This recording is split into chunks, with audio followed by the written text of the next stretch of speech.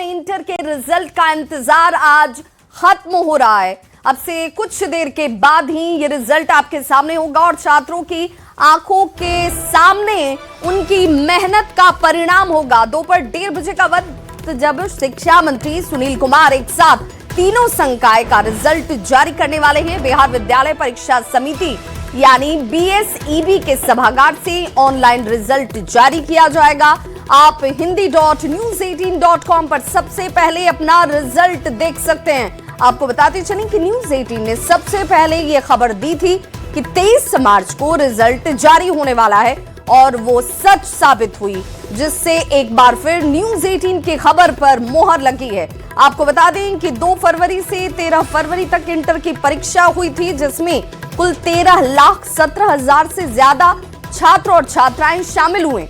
Toppers verification की प्रक्रिया 2 दिन पहले ही खत्म की जा चुकी है और अब से कुछ देर बाद दोपहर 1:30 बजे रिजल्ट आपके सामने होगा।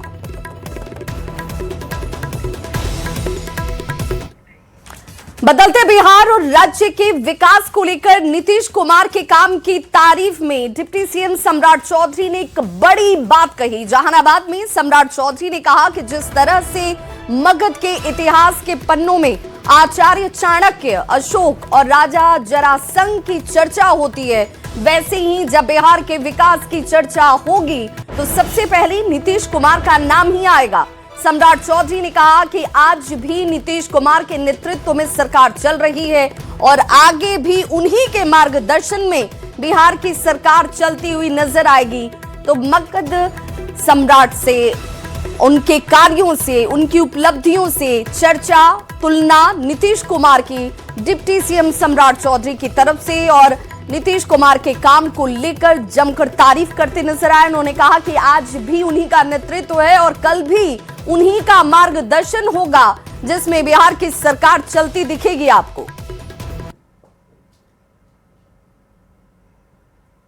मगध में जिस तरह पंडित चाणक्य को याद किया गया, जिस तरह महाराज जरासंध को याद किया गया, महान सम्राट को अशोक को याद किया गया, हम जरूर आश्वस्त करते हैं इतिहास के पन्ने में जब जब मगध की चर्चा होगी, बिहार की चर्चा होगी, नीतीश कुमार की चर्चा सर्वप्रथम करने का काम किया जाएगा। इसलिए साथियों, मैं जरूर कहूंगा कि आज भी नीतीश कुमार के नेतृत्व में सरकार चल रही है और बिहार के तमाम लोगों को जरूर आश्वस्त करना चाहता हूं, आगे भी नीतीश कुमार के ही मार्गदर्शन में बिहार की सरकार चलते रहेगी।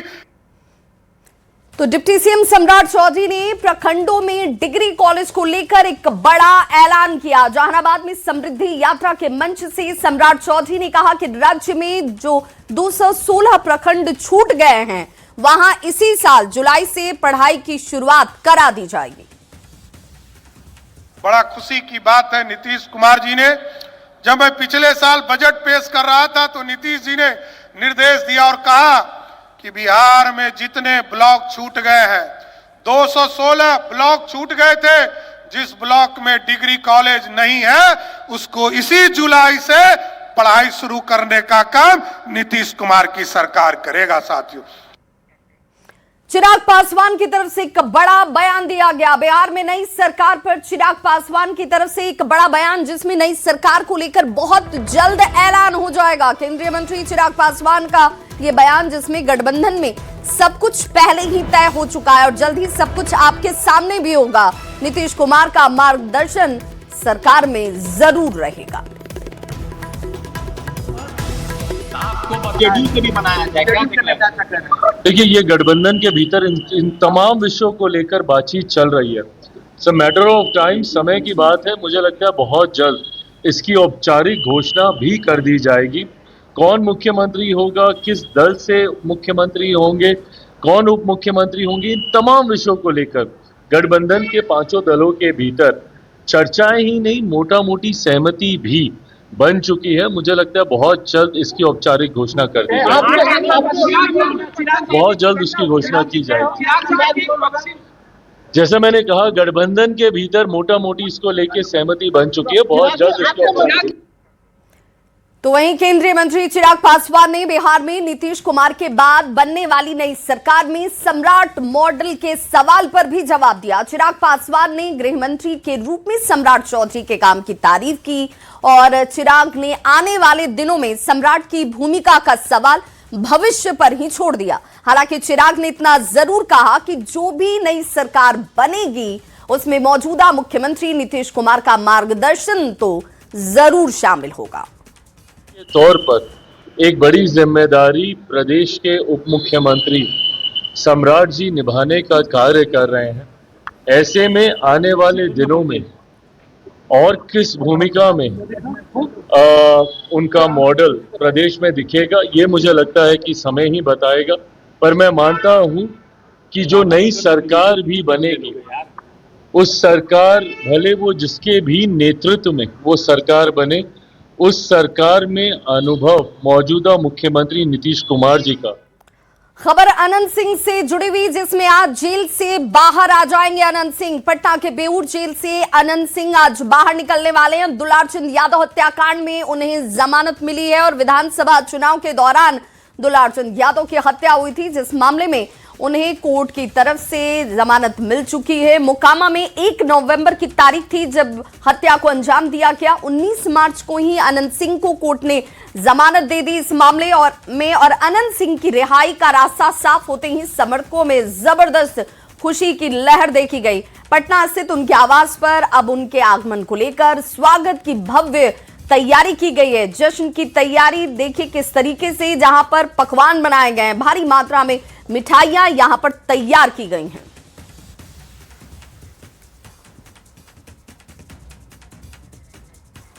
मुख्यमंत्री नीतीश कुमार ने महान समाजवादी नेता राम मनोहर लोहिया की जयंती पर उन्हें श्रद्धांजलि अर्पित की। इस मौके पर उन्होंने उनकी प्रतिमा पर पुष्प अर्पित कर उन्हें नमन किया और इस अवसर पर कई नेता और अधिकारी भी उनके साथ मौजूद रहे। सभी ने उन्हें श्रद्धा सुमन अर्पित किए।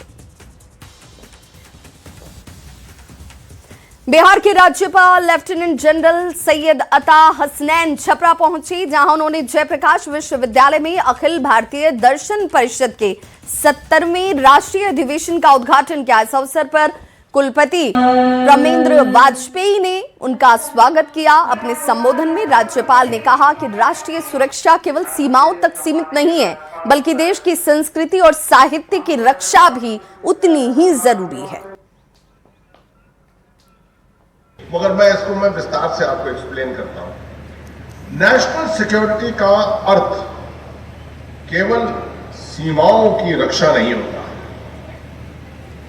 बल्कि अपनी संस्कृति, अपनी सोच और अपने मूल्यों की रक्षा भी उतनी ही आवश्यक होता है। इनको करना बहुत निहायत जरूरी होता है।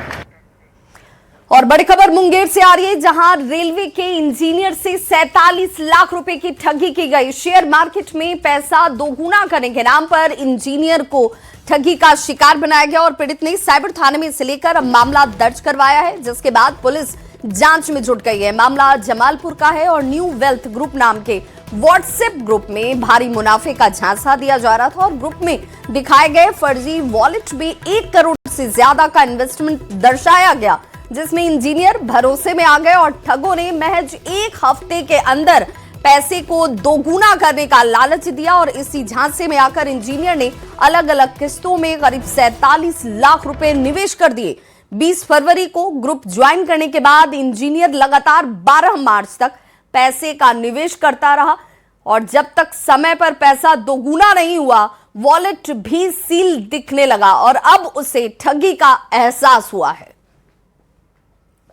तारीख को इसी मंथ में 22/3/26 को ये इंसिडेंट जो है हमारे संज्ञान में आया, जहाँ पे पीड़ित थाने पे आकर के आवेदन दिए हैं, जिसपे FIR किया गया है। इसमें मामला ये है कि जैसे हम लोग हर बार आपके माध्यम से, मीडिया के माध्यम से, जागरूकता अभियान के माध्यम से बताया जाता रहा है, लेकिन इनके द्वारा, पीड़ित द्वारा फिर से गलती कर लिया गया है, जिसमें ऑनलाइन फ्रॉड हुआ है, इनके साथ धोखाधड़ी हुआ है मार्केट में इन्वेस्टमेंट के नाम पे, जिसमें लालच दे करके शेयर में और इसी तरह का कुछ चीज में।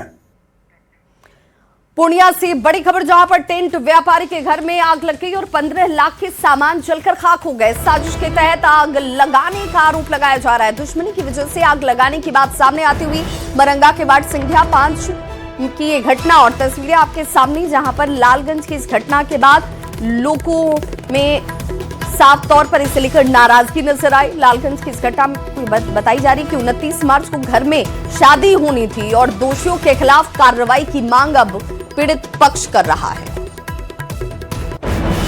पौने 4 बजे रात में किसी अज्ञात आदमी ने आके तार काटा, उसके बाद घर में आग लगा के सारा चीज खाक कर दिया। कैसे पता कि आग लगा दिया? तो हम लोग जागे, फटफट का आवाज आया तो हम लोग जागे, तो उसके बाद देखे कि आग लगा हुआ था। तो हम लोग कुछ बचा नहीं पाए, पेट्रोल वगैरह डाल के आग लगाया गया था। और बड़ी खबर गया जी से आ रही है, जहां पर 2 जगहों पर चेन स्नैचिंग की घटना को अंजाम दिया गया। 17 मिनट के अंदर 2 वारदात हुई, जिसमें एक महिला और एक सीआरपीएफ कमांडो को शिकार बनाया जाया गया। घटना का सीसीटीवी फुटेज सामने आ चुका है और मुफस्सिल थाने से कुछ ही दूरी पर देखिए किस तरीके से बाइक सवार इन लोगों ने चेन छिनतई की घटना को अंजाम दिया। फिलहाल पुलिस अब इस सीसीटीवी फुटेज के आधार पर जांच में जुट गई है।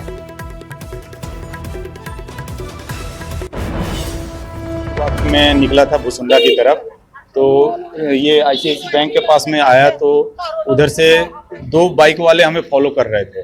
तो एक बाइक वाला फॉलो कर रहा था, दूसरा बाइक आया और पीछे से बोला का भाई बोल करके मेरे पीछे हाथ मारा, और तेज जब पीछे मैं मुड़ के देखा तो वो भाग गया। और सीसीटीवी कैमरा में वो क्लियर दिख रहा है। सीसीटीवी कैमरा भी थाने में एफआईआर भी किए हैं। शेखपुरा से बड़ी खबर, जहां पर महिला की हत्या से इलाके में सनसनी मच गई। ससुराल वालों पर हत्या का आरोप लगा है। ससुराल वालों ने हालांकि आत्महत्या की बात कही। शेखोपुर सराय के कबीरपुर की यह घटना है। मायके वालों को मौत की सूचना नहीं दी गई। शव को जलाने की जल्दबाजी ये लोग करते हुए नजर आ रहे थे और पुलिस ने फिलहाल इस मामले की जांच शुरू कर दी है। सूचना मिला कि वहाँ पर एक है जो औरत अभी हुआ, उसमें हम गाड़ी पर से रेड किए थे सर, भैंसा जाकर के, और कुछ नहीं। कहाँ ले जा रहे थे? गाड़ी से? गाड़ी से तो अब कहाँ ले जा रहा था, बाढ़ ले जा रहा था कि यहाँ से जलाने के लिए? जलाने। कहाँ की महिला है? कबीरपुर के। पूर्णिया में रसोई गैस की किल्लत अब खत्म हो चुकी है और स्थिति अब धीरे धीरे सामान्य हो रही है। जिला पदाधिकारी ने कहा कि पंचायत में इस पूरे इलाके की बात करें तो गैस की लेकर कोई परेशानी लोगों को नहीं है। पर्याप्त मात्रा में गैस उपलब्ध है और फिलहाल करीब 25,000 सिलेंडर स्टॉक में भी हैं। उन्होंने कहा कि एचपीसीएल और बीपीसीएल के साथ साथ आईओसीएल के बीच बेहतर समन्वय से आपूर्ति सुचारू रूप से रखी जा रही है। जिले की 71 एजेंसियों के माध्यम से ये वितरण किए जा रहे हैं और जल्दी होम डिलीवरी की भी शुरुआत कर दी जाएगी। किसी को भी गैस को लेकर घबराने की जरूरत नहीं है। लगभग 25,000 के करीब हम लोग का डिस्ट्रीब्यूटर के पास पड़ा हुआ है स्टॉक में, और साथ में जितना हम लोग के पास लंबित भी है वो भी अनुमानित इतना ही है।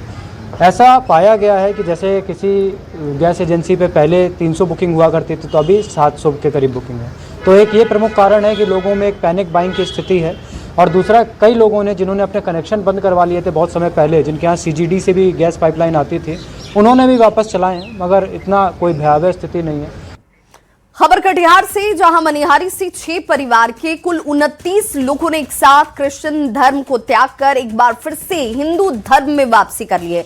इस क्षेत्र में बड़ी संख्या में आदिवासी समुदाय के लोग हैं और ऐसे में शिक्षा, गरीबी और मजबूरी लोगों के लिए अक्सर यहां पर संकट का विषय हो जाती है और इसी को लेकर लोगों को लालच देकर धर्मांतरण करवाए जाते हैं। लेकिन अब 6 परिवार के कुल 29 लोगों ने अपने हिंदू धर्म में घर वापसी की।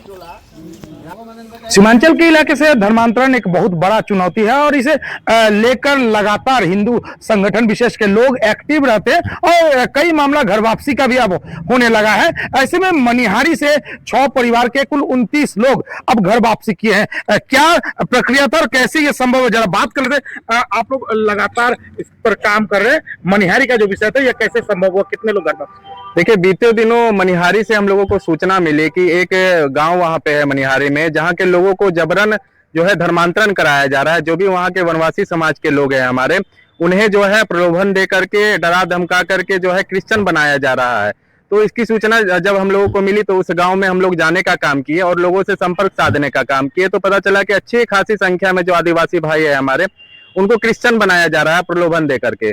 तो उसमें से ही कुछ परिवार ऐसे भी मिले जिन्होंने कहा कि उनके बच्चों को स्कूल में अच्छी पढ़ाई, उनके परिवार से एक व्यक्ति को नौकरी और कुछ पैसों की भी बात उन्होंने की है। ये सभी प्रलोभन देकर के उन्हें क्रिश्चियन बनाया गया था, किंतु कुछ दिनों के बाद उन्हें ऐसी कोई भी सुविधा नहीं मिली। तो उनके बाद से ही उन लोगों का मन हो गया था कि वो लोग वापस से सनातन धर्म में वापस लौटेंगे। बिल्कुल नाजायज है शिक्षा के नाम पे धर्मांतरण कराना या फिर रोजगार के नाम पे धर्मांतरण कराना। जो नीचे मतलब पैसे वगैरह से कमजोर हैं, सिर्फ ये लोग उनको अपना टारगेट बनाते हैं। सभी विश्व हिंदू परिषद बजरंग दल के द्वारा, और हम लोग ज़्यादा से ज़्यादा कोशिश करेंगे जितने भी सीमांचल में ये धर्मांतरण चल रहा है सबको बंद करें और सबको फिर से हिंदू धर्म में वापस करवाएं। मिथिलेश कुमार। तो देखिए, ये संगठन से जुड़े लोग हैं, लगातार जो सीमांचल की एक बड़ी समस्या जो धर्मांतरण है, इसको रोकने के लिए काम करते हैं। और बताते चले मनिहारी से ये बड़ा अपडेट है। अब 6 परिवार के कुल 29 लोग घर वापसी किए हैं और उस इलाके से और कई लोग इसके जो प्रक्रिया है इस पे जुटे हुए हैं। सुब्रत, न्यूज़ 18 कटिहार। पटना के गांधी मैदान में आयोजित बिहार दिवस समारोह में शिक्षा विभाग का स्टॉल मुख्य आकर्षण का केंद्र बना हुआ है और यहां खेल खेल में पढ़ाई के नए तरीके से बच्चों को कैसे शिक्षित किया जाता है, ये दर्शाया गया है। माइंड गेम के जरिए हिंदी वर्णमाला से बिहार के गौरव से जुड़े शब्द बनाए जा रहे हैं, जिसमें बच्चे बड़े उत्साह से भाग लेते हैं। शिक्षिका प्रतीक्षा शुक्ला उन्हें प्रोत्साहित कर रही हैं और साथ ही साथ पेंटिंग प्रतियोगिता भी आयोजित की गई है, जिसमें बच्चों की शानदार प्रतिभा देखने को मिली और उन्हें सम्मानित भी किया गया। तो बिहार दिवस के अवसर पर शिक्षा विभाग के एक अलग स्टॉल पर लिए चलते हैं और यहाँ पर शब्दों का खेल चल रहा है, यानी शब्दों की बाजीगरी आपको दिखानी है। जो बच्चे हैं उनकी बौद्धिक क्षमता को एक तरह से टेस्ट करने के लिए यहाँ पर जो है एक स्टॉल लगाए गए हैं। आओ खोजें बिहार का गौरव। आप देख सकते हैं कि यहाँ पर क ख से लेकर यौरा लौवा तक जो है पूरा आपको वर्ण आपको दिखेगा, यानी हिंदी वर्णमाला के सभी शब्द यहाँ पर आपको अंकित हैं। आपको बिहार की जो मशहूर एक तरह से जगह हैं या परंपरा हैं या जो यहाँ के महापुरुष हैं, उन चीज़ों को यहाँ पर आपको दर्शाना है। जैसे आपने देखा कि मंजूषा, ये मंजूषा जो है भागलपुर की कला है, ये आप देख रहे हैं मंजूषा। और इसके अलावा यहाँ आप देखेंगे कि लिट्टी चोखा बिहार का मशहूर व्यंजन। इसी प्रकार से बच्चे जो है यहाँ आते हैं और इसमें जो है एक तरह से घेराबंदी करते हैं और घेराबंदी करके ये साबित करते हैं कि हम भी शब्द से अर्थ निकाल सकते हैं। बोध गया, ये देखिए। इसी प्रकार से दशरथ माझी, ये देखिए, पहाड़ को चीरकर जिसने रास्ता निकाल दिया था, वो दशरथ माझी का वर्ड यहाँ आप देख सकते हैं। बिहार दिवस है तो उसके लिए बिहार का गौरव खोजेंगे, अपने स्टेट के बारे में जानेंगे कि फेमस क्या पर्सनालिटीज़ हैं और फूड क्या है फेमस। तो खेलते खेलते खोज के साथ वो सीखेंगे और समझेंगे। मतलब बच्चे आ रहे हैं, जी, बच्चे आकर्षित हो रहे हैं। उनको चौक दिया जाता है, वो वर्ड्स ढूंढते हैं और सीखते हैं उससे। यहाँ पर बच्चे खेलते हैं और फिर यहाँ पर हमारा ड्राइंग कॉर्नर है, यहाँ पर हम लोग ड्राइंग करते हैं। यहाँ पर देखिए जी, हमारा रीडिंग कॉर्नर है, यहाँ पर हम लोग बैडमिंटन की किताबें पढ़ते हैं, उसमें बहुत सारी स्टोरी है। कैमरामैन सुबोध के साथ रजनीश कुमार, न्यूज़ 18 पटना।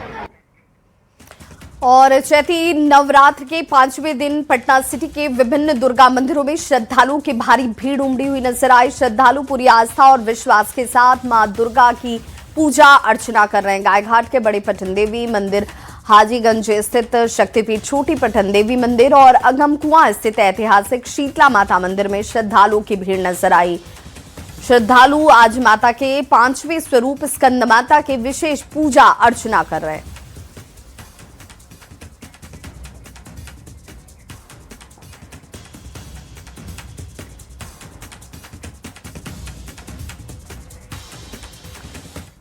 और छठ महापर्व की शुरुआत हो चुकी है। चैत छठ को कठिन व्रत माना जाता है और इस महापर्व में आम हो या फिर खास, सभी अपनी भागीदारी सुनिश्चित करते हैं। लोक गायिका मनीष श्रीवास्तव भी हर साल चैत छठ करती हैं और गंगा घाट पर वो गंगा स्नान के लिए आज पहुंची, जहां छठी मैया की भक्ति में वो लीन नजर आई।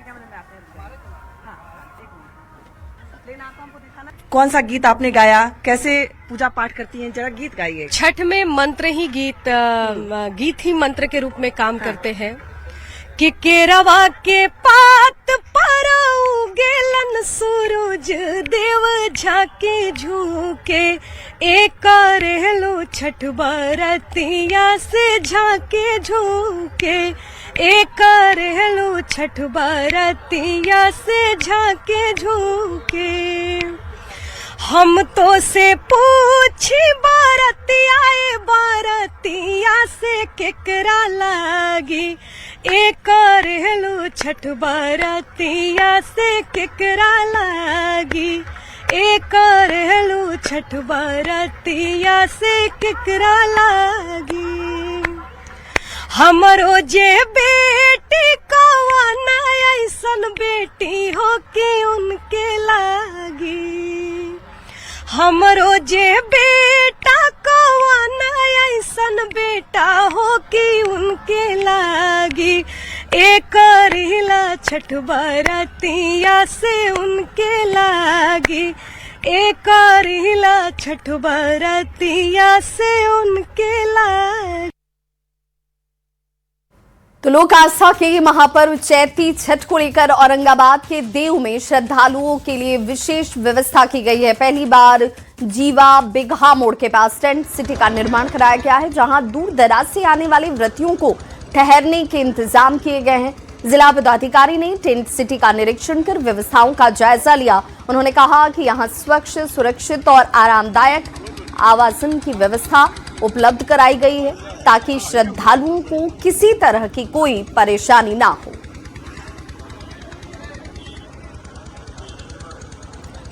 तो वहीं औरंगाबाद की सूर्य नगरी देव में स्थित सूर्य कुंड पर गंगा आरती का भव्य आयोजन किया गया। इस खास मौके पर वाराणसी से आए विद्वान पंडितों ने वैदिक मंत्रोच्चारण के बीच पूरे विधि विधान से आरती को संपन्न कराया। कार्यक्रम को देखने के लिए बड़ी संख्या में श्रद्धालु जुटे हुए थे, जिससे पूरा क्षेत्र भक्तिमय माहौल में डूब गया। दीपों की रोशनी और मंत्रों की गूंज ने वातावरण को और ज्यादा पवित्र कर दिया, जिसे देखकर लोगों ने आध्यात्मिक आनंद का अनुभव किया।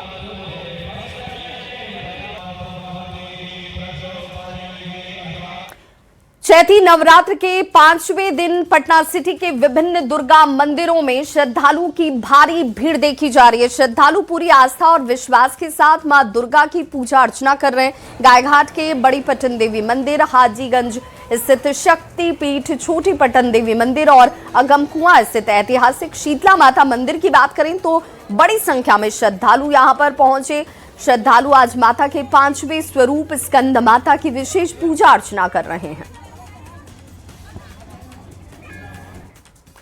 वहीं दानापुर में रामनवमी को लेकर तैयारियां इस वक्त तेज हो गई हैं। बीजेपी एमएलसी ने कहा कि खगौल में पिछले 19 सालों से भव्य शोभा यात्रा निकाली जा रही है और इस साल भी परंपरा यूं ही जारी रहेगी। आकर्षक झांकियां और दूसरे राज्यों से आए बैंड बाजे शोभा यात्रा की शोभा को और बढ़ाएंगे। राम नाम के जय घोष के साथ यात्रा पूरे क्षेत्र का भ्रमण करेगी। बड़ी संख्या में श्रद्धालुओं के शामिल होने की उम्मीद भी जाहिर की गई। प्रशासन इसे लेकर सुरक्षा और व्यवस्था को चाक चौबंद बना रहा है।